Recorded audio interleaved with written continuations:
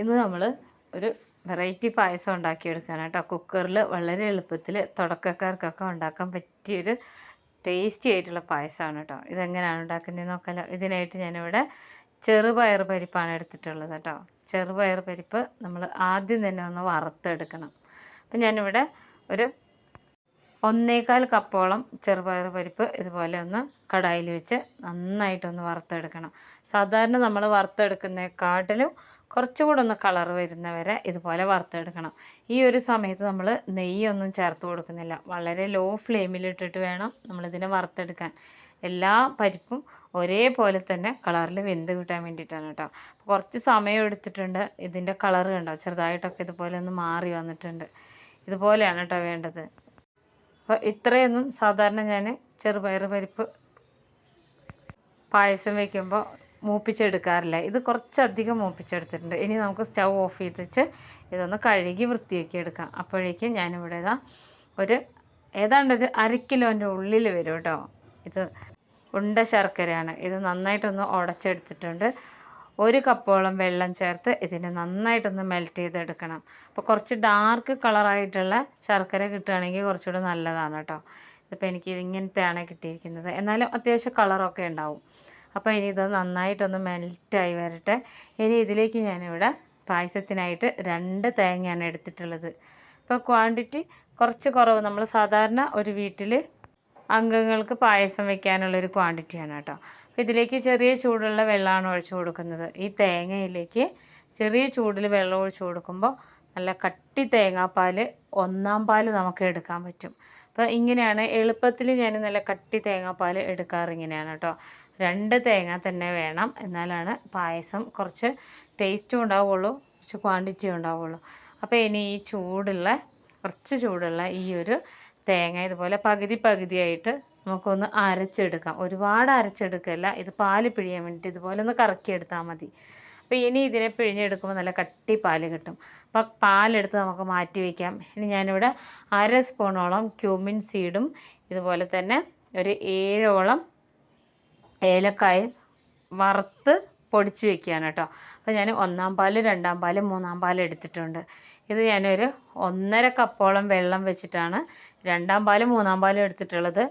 ബാക്കിയുള്ള 1/4 പാൽ നമ്മൾ എടുത്തിട്ടുള്ളത് 1 കപ്പ് വെള്ളത്തിലാണ് കേട്ടോ. അപ്പോഴേക്കും നമ്മുടെ ശർക്കര ഒന്ന് മെൽറ്റായിട്ട് വരും. അപ്പോൾ പാലെടുക്കുമ്പോൾ വെള്ളം ഒന്ന് അങ്ങോട്ടും ഇങ്ങോട്ടും ഒന്ന് കുറഞ്ഞും കൂടി ഒഴിച്ചിട്ടൊന്നും വലിയ പ്രശ്നമൊന്നും വരില്ല കേട്ടോ. അപ്പോൾ നന്നായിട്ട് ഈ ഒരു പായസപ്പരിപ്പിനെ നന്നായിട്ട് ചൂടാറിയ ശേഷം നമ്മൾക്കിതിനെ കഴുകിയെടുക്കണം. നമ്മളിതുവരെ ഇത് കഴുകിയിട്ടുണ്ടായിരുന്നില്ല കേട്ടോ. കഴുകിയെടുത്ത് ഞാനിവിടെ ഒരു കുക്കറിലേക്ക് ഇട്ട് കൊടുത്തിട്ടുണ്ട്. അപ്പോൾ കഴുകിയെടുക്കുമ്പോൾ നല്ല കളറാണ് കേട്ടോ. ഈ ഒരു രീതിയിലാണ് നമുക്ക് വറുത്ത് കിട്ടേണ്ടത്. ഇനി ഇതിലേക്ക് ഇത് വേകാൻ ആവശ്യമായിട്ട് നമ്മൾ 3/4 പാലാണ് ചേർത്ത് കൊടുക്കുന്നത്. അപ്പോൾ ഇത് വേണമെന്നുണ്ടെങ്കിൽ നമുക്ക് അളന്നെടുക്കാം. അതല്ലേ കുഴപ്പമൊന്നുമില്ല. എപ്പോഴും ചെറുപയർ വെന്ത് കഴിഞ്ഞാൽ, അല്ലെങ്കിൽ ചെറുപയർ പരിപ്പൊക്കെ വെന്ത് കഴിഞ്ഞാൽ അത്യാവശ്യം നല്ല കട്ടി ഉണ്ടാവും. അപ്പോൾ വെള്ളം ഒന്ന് കുറഞ്ഞാലും കൂടിയാലും പ്രശ്നമൊന്നുമില്ല. അപ്പോൾ 1.5 കപ്പ് തേങ്ങാപ്പാലും 1 കപ്പ് എക്സ്ട്രാ ഞാനിതിൽ ഒഴിച്ചു കൊടുത്തിട്ടുണ്ട്. അപ്പോൾ ഇത് 2.5 കപ്പോളം വെള്ളം ഒഴിച്ചിട്ടാണ് ഇതിന് വേവിച്ചെടുക്കുന്നത് കേട്ടോ. കുക്കറിലാവുമ്പോൾ പെട്ടെന്ന് വേവിച്ചെടുക്കാം. അതല്ലാന്നുണ്ടെങ്കിൽ വെള്ളത്തിൽ കുതിർത്ത് വെച്ച് നമുക്ക് സാധാരണ ട്രഡീഷണൽ രീതിയിൽ നമുക്ക് ഉണ്ടാക്കിയെടുക്കാം. ഞാനിപ്പോൾ എളുപ്പത്തിനായിട്ടാണ് കേട്ടോ. ഇതിലൊരു നുള്ള ഉപ്പ് ഞാൻ ഇട്ട് കൊടുക്കുന്നുണ്ട്. ഇനി അടച്ചു വെച്ച് ഒരു 3 വിസിൽ പോകുന്ന വരെ നമുക്ക് വെയിറ്റ് ചെയ്യാം മീഡിയം ഫ്ലെയിമിൽ.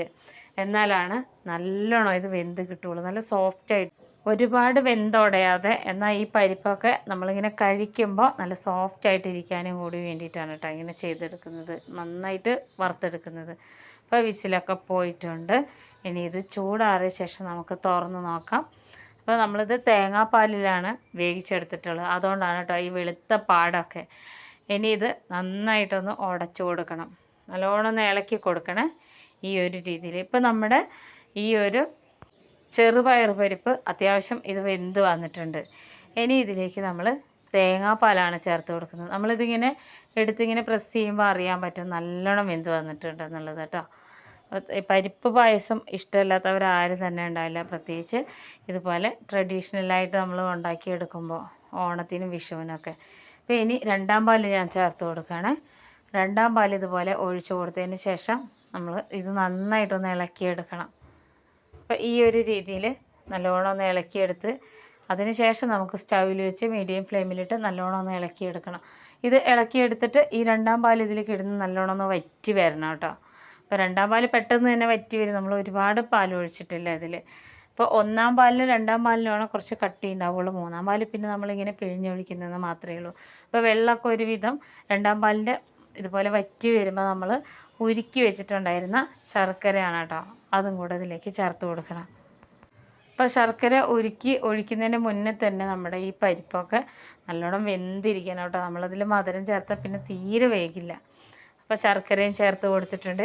ഇനി ഇതിനെ നല്ലോണം ഒന്ന് തിളച്ച് വരുന്നവരെ നമുക്ക് വെയിറ്റ് ചെയ്യാം. കാരണം ഈ പായസത്തിൻ്റെ പരിപ്പിലൊക്കെ ഈ മധുരം നന്നായിട്ട് പിടിക്കാൻ വേണ്ടിയിട്ടാണ് കേട്ടോ. ഈ ഒരു രീതിയിൽ ഉണ്ടാക്കിയെടുത്താൽ മതി. ഇത് പക്ഷേ പെട്ടെന്ന് റെഡിയാവും. നമ്മളിങ്ങനെ കാണുന്ന പോലെയല്ല. പായസപ്പരിപ്പ് എന്ന് വെച്ച് കഴിഞ്ഞാൽ വേവിക്കേണ്ട ഒരു ജോലി മാത്രമേ ഉള്ളൂ. അതുപോലെ തന്നെ നമ്മൾ ഈ ഒരു തേങ്ങാപ്പാൽ എടുക്കണ്ടേ. അപ്പോൾ ഇത് നന്നായിട്ടൊന്ന് തിളച്ച് വരട്ടെ. അപ്പോഴേക്ക് നമ്മൾ ഈ ഒന്നാം പാലുണ്ടല്ലോ, ഈ ഒന്നാം പാലിലേക്ക് നമ്മൾ നേരത്തെ കാണിച്ചില്ലേ ക്യൂമിൻ സീഡും അതുപോലെ ഏലക്കയും നന്നായിട്ട് വറുത്ത് വെച്ചത് ഞാൻ പൊടിച്ചെടുത്തിട്ടുണ്ട്. ഇത് മുഴുവനായിട്ടും ഈ ഒന്നാം പാലിലേക്ക് ഇട്ട് കൊടുക്കുകയാണ്. ഇത് പാലിലേക്ക് ഇട്ട് കൊടുക്കുന്നത് ചൂടുള്ള പായസത്തിലേക്ക് ഇത് ഇട്ട് കഴിഞ്ഞാൽ ചെറിയ കട്ടകളായിട്ട് കിടക്കും. നമ്മൾ എത്ര ഇളക്കി കൊടുത്താലും ചെറിയ കട്ടകളെങ്കിലും കാണും. അതിങ്ങനെ കടിക്കുമ്പോൾ ഒരു ടേസ്റ്റ് ഉണ്ടാവില്ല. അപ്പോൾ ഇതുപോലെ നന്നായിട്ട് ഇളക്കി യോജിപ്പിച്ച് കൊടുത്തതിന് ശേഷം നമ്മൾ ഒഴിച്ചു കൊടുത്താൽ അത് അറിയില്ല. അപ്പോൾ ഇതാ നമ്മൾ നല്ല തിളച്ച് കിടക്കുന്ന പായസത്തിലേക്ക് ഒന്നാം പാൽ ഒഴിച്ചു കൊടുക്കണം കേട്ടോ. ശർക്കരയൊക്കെ അത്യാവശ്യം നന്നായിട്ട് ഇങ്ങനെ കുറുകി വന്നിട്ടുണ്ട് ഈ പായസപ്പരിപ്പിൻ്റെ കൂടെ കിടന്നിട്ട്. ഇനി നല്ലോണം ഒന്ന് ഇളക്കി എടുക്കണം. ഒന്ന് ചൂടായാൽ മാത്രം മതി കേട്ടോ. തേങ്ങാപ്പാൽ പെട്ടെന്ന് ചീത്തയായി പോകാതിരിക്കാനാണ് ഒന്ന് ചൂടായാൽ നല്ലതാണെന്ന് പറയുന്നത്. അപ്പോൾ ഇത് മുഴുവനായിട്ടും ഏലക്കായുടെയും ജീരകത്തിൻ്റെ ഒക്കെ ആ ഒരു ടേസ്റ്റും മണമൊക്കെ കിട്ടുന്ന രീതിയിൽ ഒഴിച്ചു കൊടുത്തിട്ടുണ്ട്. എപ്പോഴും ഞാൻ ഉണ്ടാക്കുമ്പോൾ ഈ പരിപ്പ് പായസം കുറച്ച് ലൂസായിട്ടാണ് ഉണ്ടാക്കിയെടുക്കുക. ഇതൊന്ന് ചൂടാറി വരുമ്പോൾ കുറച്ചിങ്ങനെ തിക്കായിട്ടിരിക്കും. അപ്പോഴാണ് കറക്റ്റ് ഒഴിക്കാൻ പാകത്തിനാവുള്ളൂ. അപ്പോൾ നമ്മുടെ പായസം ഇവിടെ റെഡി ആയിട്ടുണ്ട്. ഇനി നമുക്കിതിനൊന്ന് വറുത്ത് കോരാം. ഞാൻ കടായി സ്റ്റൗവിൽ വെച്ചിട്ടുണ്ട്. ഇതിലേക്ക് ഒരു 2 സ്പൂണോളം നെയ്യ് ഒഴിച്ച് കൊടുത്തു. ഇനി ഇതാ ഒരു 2 പിടിയോളം കാഷ്യൂനട്ടും അതുപോലെ ഉണക്കമുന്തിരിയും ചേർത്ത് കൊടുക്കാൻ കേട്ടോ. പെട്ടെന്ന് തന്നെ ഉണ്ടാക്കിയെടുക്കാൻ പറ്റും.